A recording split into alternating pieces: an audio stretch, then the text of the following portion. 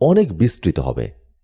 12 জন সন্তান হবে এবং তাদের মধ্যে সবাই আপন আপন দল ও গোত্রের সর্দার হবে।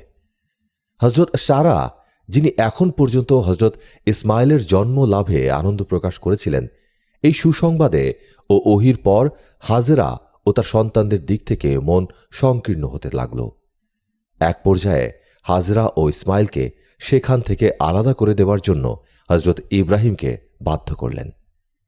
হজরত ইব্রাহিমও আল্লাহর নির্দেশে সারার কথা মেনে নেওয়ার জন্য প্রস্তুত হলেন।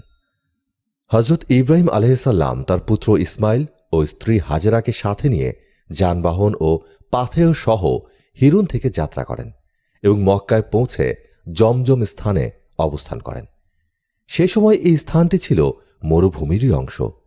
পানি ও শস্যদানা কিছুই ছিল না। হজরত ইব্রাহিম আলাইহিসসালাম আল্লাহর নির্দেশে